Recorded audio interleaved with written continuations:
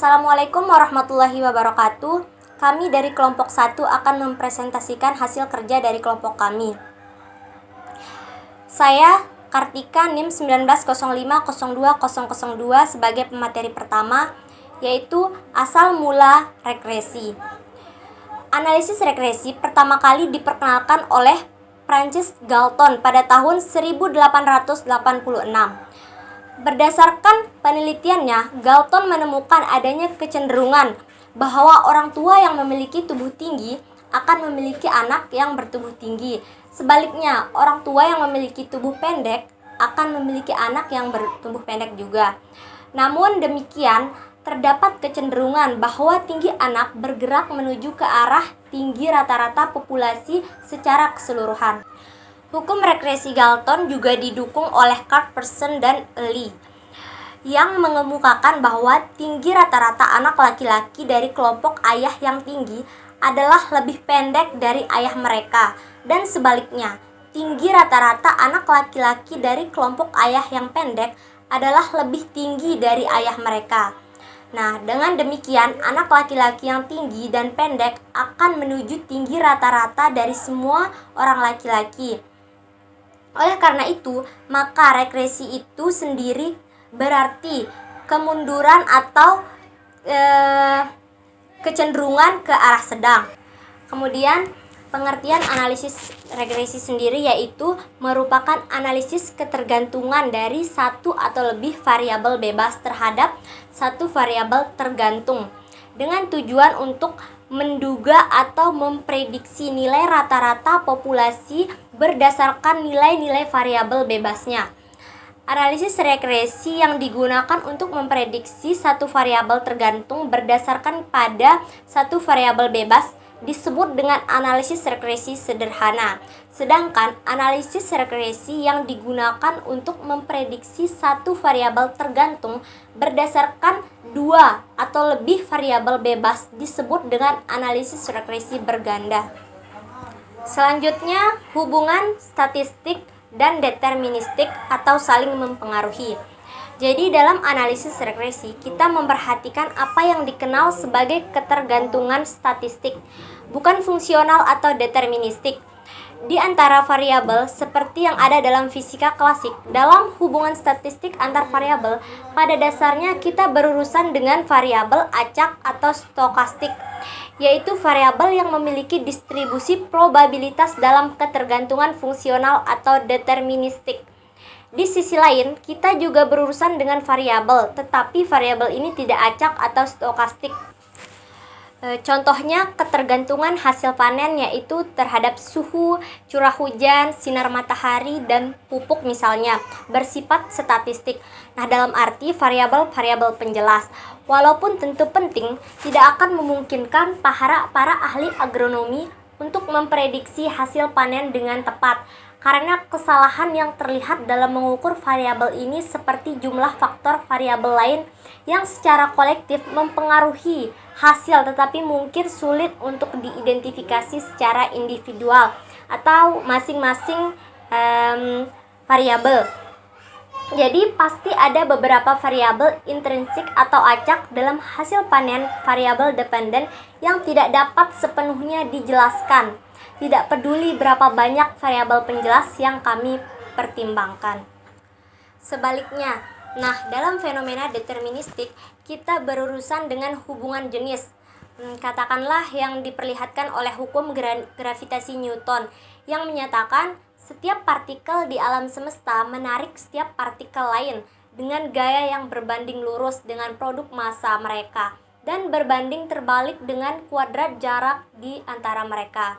Secara simbolisnya seperti ini. Nah, di mana F itu adalah gaya, K yaitu konstanta probabilitas, M1 dan M2 adalah massa kedua partikel, dan R adalah jarak. Sekian dari materi saya dan kemudian akan dilanjutkan oleh Sri Mulyani. Terima kasih. Baik, saya Sri Mulyani, NIM 1905020033 akan menyampaikan materi selanjutnya yaitu regresi, kausalitas, dan korelasi. Baik, yang pertama yaitu regresi dengan kausalitas. Meskipun analisis regresi berkaitan dengan ketergantungan satu variabel pada variabel lain, itu tidak selalu berarti sebab akibat. Dalam kata-kata Kendall dan Stewart, hubungan statistik, betapapun kuat dan sugestifnya, tidak pernah dapat membangun hubungan sebab akibat. Gagasan kita tentang sebab akibat harus datang dari statistik luar, pada akhirnya dari beberapa teori atau lainnya. Dalam contoh hasil panen, seperti dikutip sebelumnya, tidak ada alasan statistik untuk mengasumsikan bahwa curah hujan tidak bergantung pada hasil panen. Fakta bahwa kami memperlakukan hasil panen bergantung pada curah hujan, antara lain adalah karena pertimbangan non-statistik. Akal sehat menunjukkan bahwa hubungan tersebut tidak dapat dibalik, karena kami tidak dapat mengontrol curah hujan dengan memvariasikan hasil panen, bahwa hubungan statistik itu sendiri tidak dapat secara logis menyarankan sebab akibat. Nah, selanjutnya, untuk menganggap kausalitas, seseorang harus mengacu pada pertimbangan a priori atau teoritis. Seseorang dapat menggunakan teori ekonomi yang mengatakan bahwa pengeluaran konsumsi bergantung pada pendapatan real. Pembangunan model regresi harus didasarkan pada hubungan kausalitas atau hubungan sebab akibat. Identifikasi adanya hubungan sebab akibat serta penentuan mana variabel bebas dan variabel tergantung dapat didasarkan pada teori, penelitian sebelumnya, atau berdasarkan pada penjelasan logis. Banyak sekali fenomena ekonomi atau bisnis yang menunjukkan adanya hubungan sebab akibat. Baiklah, selanjutnya itu regresi dan korelasi. Perbedaan mendasar antara analisis korelasi dengan analisis regresi adalah bahwa analisis korelasi hanya bertujuan untuk mengukur kekuatan hubungan linear antara dua variabel, sehingga pada analisis korelasi tidak membedakan antara variabel bebas dengan variabel tergantung.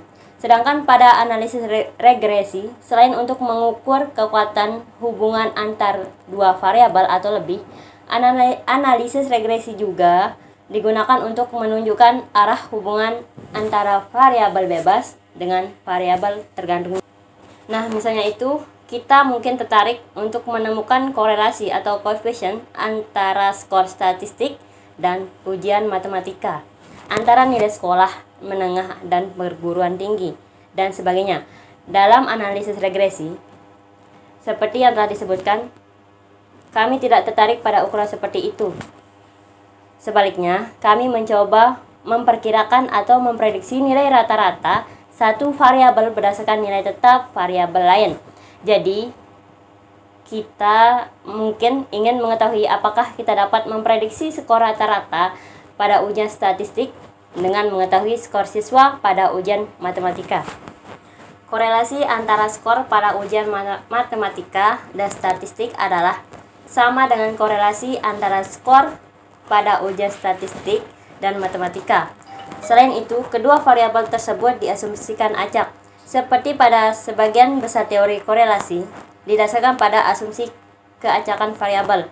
Sedangkan sebagian besar teori regresi bersyarat pada asumsi bahwa variabel dependen adalah stokastik, tetapi variabel penjelasnya tetap atau non-stokastik. Nah, selanjutnya itu materi tentang terminologi dan notasi.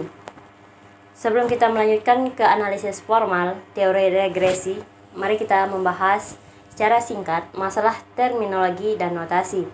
Dalam literatur istilah, variabel dependen dan variabel penjelas dijelaskan dengan berbagai cara. Yaitu yang pertama menjelaskan variabel pasangan itu variabel penjelas, memprediksi pasangannya prediktor, regresi itu pasangannya regresor, tanggapan itu pasangannya stimulus, endogen itu pasangannya eksogen, hasil pasangannya konvariat. Variabel yang dikontrol itu pasangannya juga variabel kontrol. Nah, kita ambil contoh itu regresi sama regresor. Bentuk notasinya itu yaitu regresi X dan regresor Y.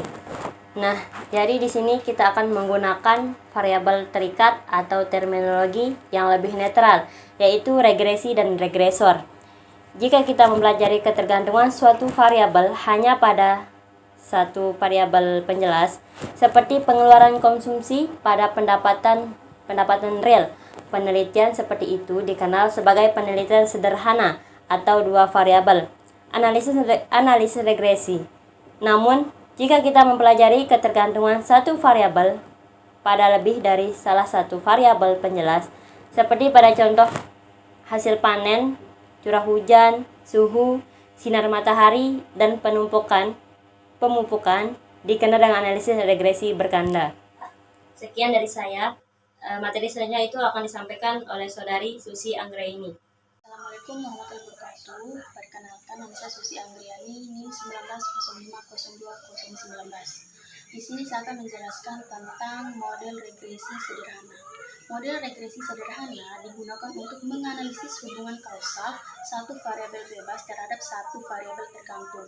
Model yang digunakan untuk melakukan analisis regresi linear sederhana adalah sebagai berikut. Teman-teman bisa melihat rumusnya di samping saya. Dalam analisis regresi ada beberapa hal yang harus dianalisis sebagai dasar untuk melakukan analisis lebih dalam di sekadar persamaan regresi yang terbentuk. Beberapa hal yang perlu dianalisis regresi adalah sebagai berikut. Yang pertama, persamaan regresi. Persamaan regresi digunakan untuk menggambarkan model hubungan antar variabel bebas dengan variabel tergantungnya. Persamaan regresi ini memuat nilai konstanta atau intercept, nilai koefisien regresi atau slope dari variabel bebasnya. Yang kedua, nilai prediksi. Nilai prediksi merupakan biasanya nilai variabel tergantung yang diperoleh dari prediksi dengan menggunakan persamaan regresi yang telah berbentuk. Yang ketiga, koefisien determinasi merupakan biasanya kontribusi variabel bebas terhadap variabel tergantungnya.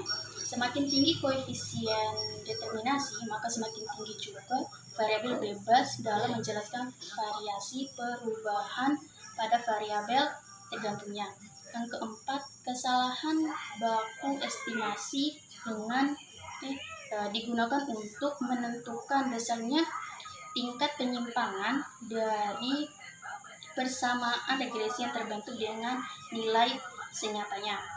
Semakin tinggi kesalahan baku estimasi, maka semakin lemah persamaan regresi tersebut untuk digunakan sebagai alat proyeksi.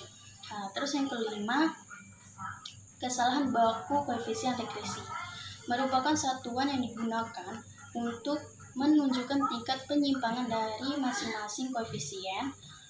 Koefisien Maclaurin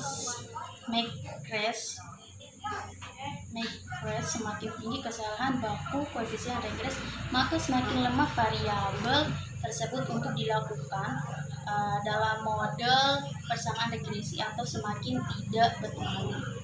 Terus yang keenam itu ada nilai F itu digunakan untuk menguji pengaruh secara simultan variabel bebas terhadap variabel tergantungnya. Jika variabel bebas memiliki pengaruh secara simultan terhadap variabel tergantung, maka model persamaan regresi masuk dalam kriteria cocok atau fit. Sebaliknya, jika tidak terdapat berpengaruh secara simultan, maka hal itu akan masuk dalam kategori tidak cocok atau tidak fit. Terus yang ketujuh itu ada nilai T hitung, di mana nilai T hitung digunakan untuk menguji pengaruh secara parsial atau per variabel terhadap variabel tergantungnya. Apakah variabel tersebut memiliki pengaruh yang berarti terhadap variabel tergantungnya atau tidak. Terus yang terakhir itu kesimpulan. Kesimpulan merupakan pernyataan singkat berdasarkan hasil analisis apakah variabel bebas yang diuji memiliki pengaruh yang berarti terhadap variabel tergantung atau tidak. Di samping itu, kesimpulan juga menyatakan menyatakan apakah modern regresi yang terbentuk masuk dalam kriteria cocok atau tidak. Sekian presentasi dari kelompok kami. Terima kasih. Persamaan regresi atau semakin tidak berpengaruh. Terus yang keenam itu ada nilai F itu. Digunakan untuk menguji pengaruh secara simultan variabel bebas terhadap variabel tergantungnya. Jika variabel bebas memiliki pengaruh secara simultan terhadap variabel tergantung, maka model persamaan regresi masuk dalam kriteria cocok atau fit. Sebaliknya, jika tidak terdapat berpengaruh secara simultan, maka hal itu akan masuk dalam kategori tidak cocok atau tidak fit. Terus yang ketujuh itu ada nilai T hitung, di mana nilai T hitung digunakan untuk menguji pengaruh secara parsial atau per variabel terhadap variabel tergantungnya. Apakah variabel tersebut memiliki pengaruh yang berarti terhadap variabel tergantungnya atau tidak.